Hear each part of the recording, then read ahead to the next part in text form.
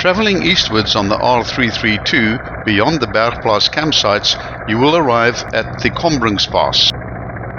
The pass drops through 333 meters of altitude over a distance of only 5.3 kilometers.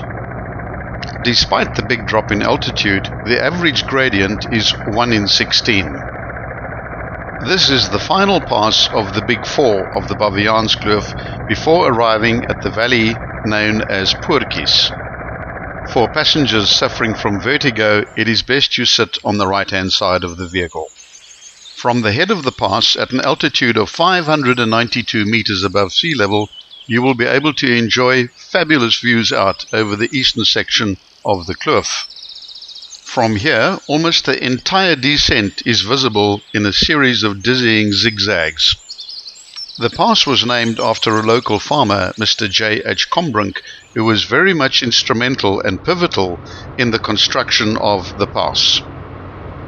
On the valley floor, opposite the road, you will see several examples of cycads. This and the other plateaus in the area were formed during a period of erosion and are an accumulation of the softer elements of the Table Mountain group, mainly the Houdini Formation. This finer and more fertile soil supports grassy fynbos. The presence of grassland means also the presence of a wider variety of grazing animals.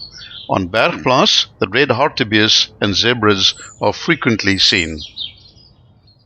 At Baviaanskloof, one can still view the remains of a cableway which was erected in the mid-1960s by a farmer, Winston Leroux, across the Waterpoort Gorge from Pisgoedvlakte to the farm Enkeldoorn. This cableway is featured at the end of the video clip on the Holgat Pass. The cableway was devised by Leroux's friend and engineer Andries Blichnout and cut the time it took to drive livestock across the gorge from an entire day to just a few minutes. A double cable system was adapted to a winch that took its power from an idling tractor. A high-sided cage was used to transport livestock, laborers, as well as produce such as wheat and potatoes to the other side of the gorge. The cableway operated until the late 1970s, whereafter the state purchased the land. Floods have regularly ravaged the Baviaanskloof with devastating effect. The first recorded flood was in 1847, with major ones recurring at roughly 10-year intervals. Even today, local and tourist traffic is very much controlled by the levels of the rivers.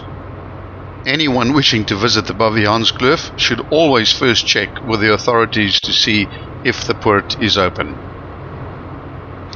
As the Combrink Pass levels off, you will be treated to a series of small river crossings.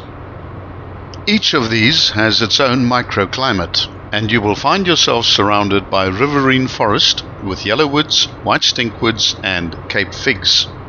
In fact, such patches of forest will be found in kloofs wherever there is perennial water.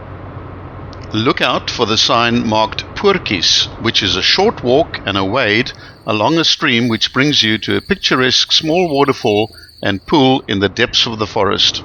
After good rains, the waterfall is fabulous. Near Kleinrivier se Nek, there is a particularly steep uphill which is known as Poepsloot.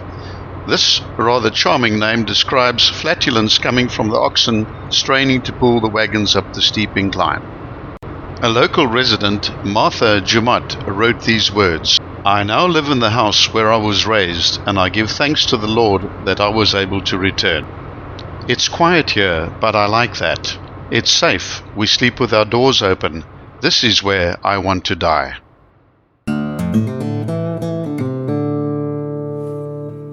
Thank you.